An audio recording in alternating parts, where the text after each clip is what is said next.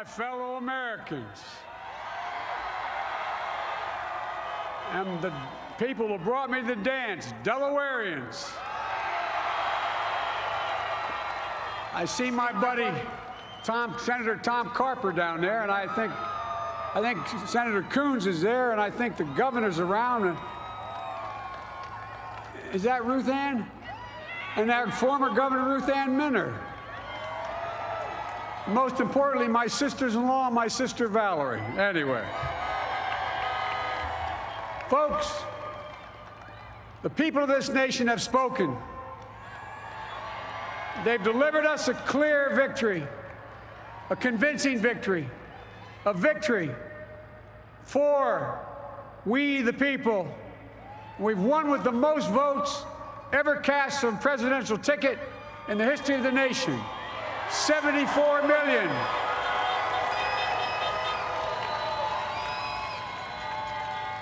What I must admit has surprised me. Tonight, we're seeing all over this nation, all cities and all parts of the country, indeed across the world, an outpouring of joy, of hope, renewed faith in tomorrow, bring a better day. And I'm humbled by the trust and confidence you've placed in me. I pledge to be a president who seeks not to divide, but unify, who doesn't see red states and blue states, only sees the United States, and work with all my heart, with the confidence of the whole people, to win the confidence of all of you. And for that is what America, I believe, is about. It's about people, and that's what our administration will be all about. I sought this office to restore the soul of America, to rebuild the backbone of this nation, the middle class, and to make America respected around the world again, and to unite us here at home. It's the honor of my lifetime that so many millions of Americans have voted for that vision.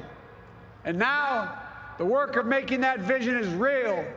It's a task, the task of our time. Folks, as I said many times before, I'm Jill's husband.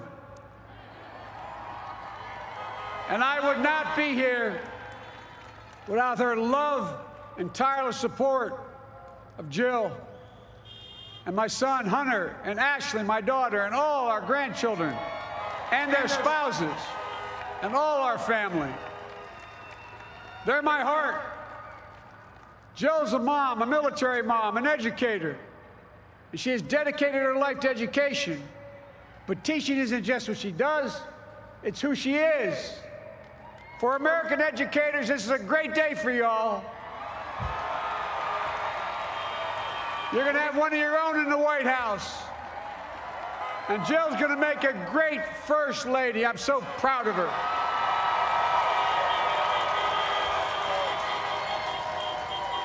And I'll have the honor of serving with the fantastic Vice President who you just heard from, Kamala Harris, who makes history as the first woman, first black woman, the first woman from South Asian descent, the first daughter of an immigrant ever elected in this country. Don't tell me it's not possible in the United States. It's long overdue. And we're reminded tonight of those who fought so hard for so many years to make this happen. But once again, America's bent the arc of the moral universe more toward justice. Kamala, Doug, like it or not, your family, you become an honorary Biden, there's no way out.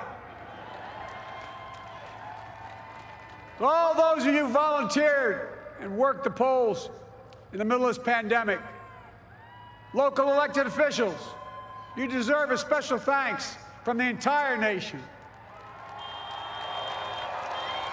And to my campaign team and all the volunteers, and all who gave so much of themselves to make this moment possible, I owe you.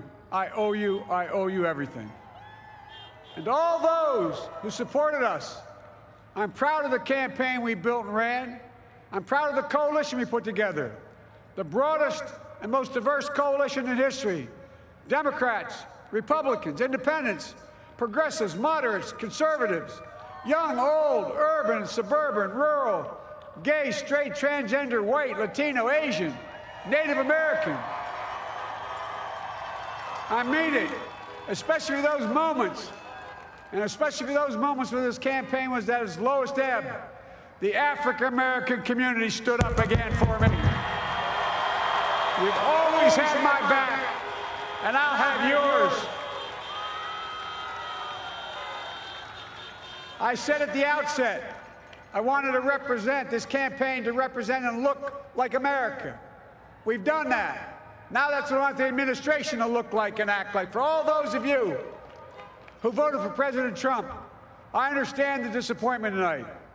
I've lost a couple times myself, but now let's give each other a chance.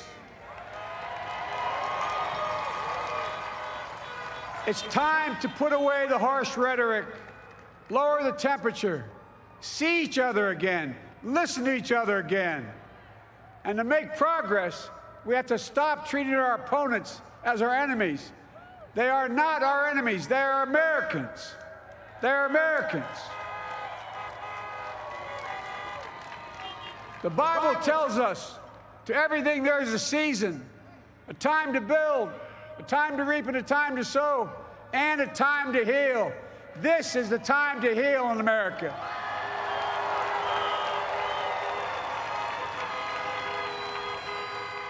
Now this campaign is over. What is the will of the people? What is our mandate? I believe it's this.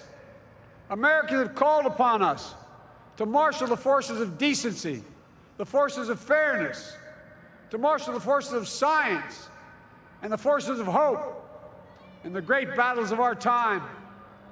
The battle to control the virus, the battle to build prosperity, the battle to secure your family's health care, the battle to achieve racial justice and root out systemic racism in this country, and the battle to save our planet by getting climate under control, the battle to restore decency, defend democracy, and give everybody in this country a fair shot. That's all they're asking for, a fair shot. Folks, our work begins with getting COVID under control. We cannot repair the economy, restore our vitality, or relish life's most precious moments, hugging our grandchildren, our children, our birthdays, weddings, graduations, all the moments that matter most to us, until we get it under control. On Monday, I will name a group of leading scientists and experts as transition advisors to help take the Biden-Harris COVID plan and convert it into an action blueprint that will start on January the 20th, 2021. That plan will be built on bedrock science. It will be constructed out of compassion, empathy, and concern. I will spare no effort, none, or any commitment to turn around this pandemic. Folks, I'm a proud Democrat, but I will govern as an American president. I'll work as hard for those who didn't vote for me as those who did. Let this grim era of demonization in America begin to end here and now.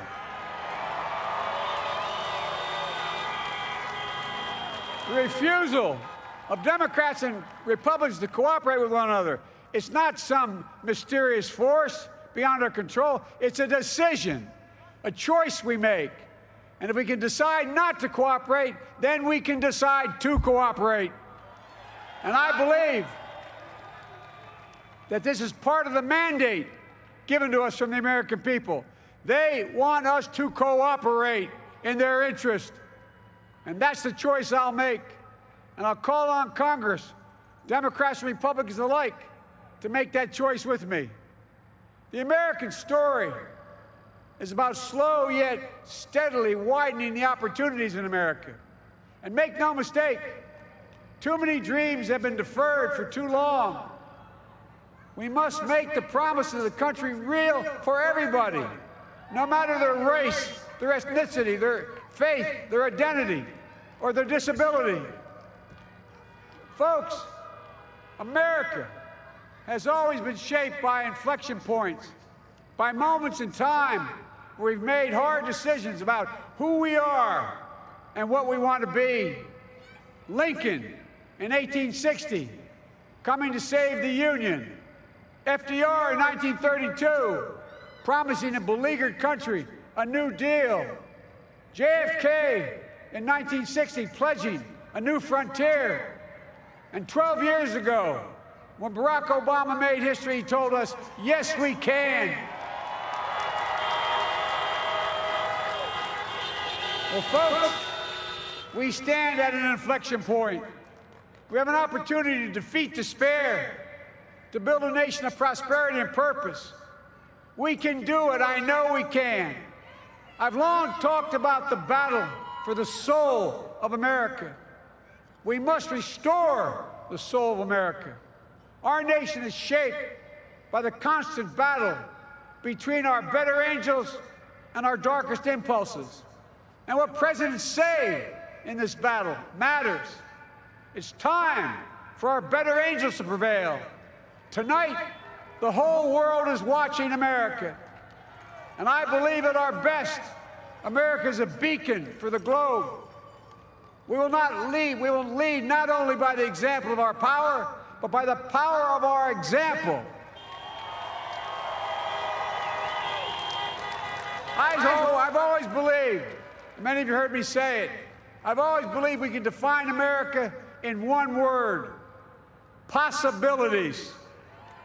That, in America, everyone should be given an opportunity to go as far as their dreams and God-given ability will take them.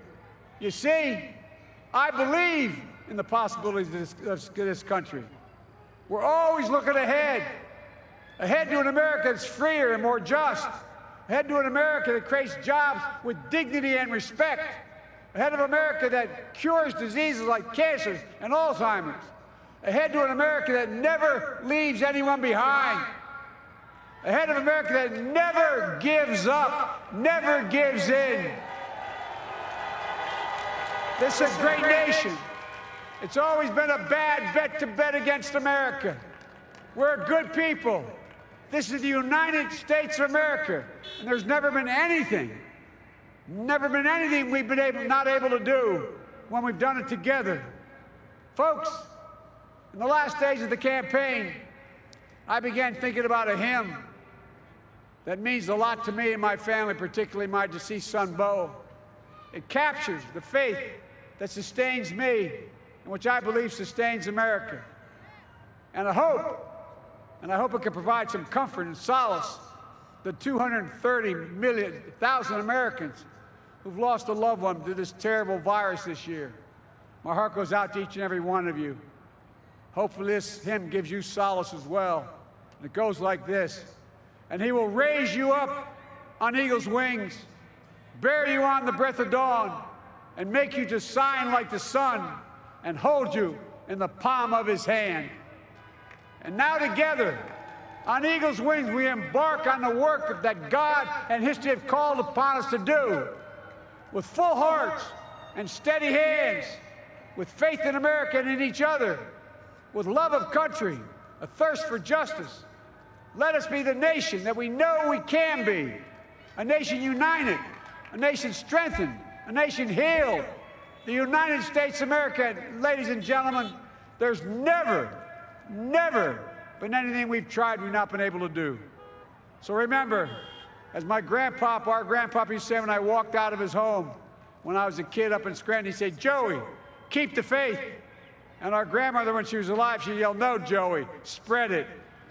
Spread the faith. God love you all. May God bless America, and may God protect our troops. Thank you, thank you, thank you.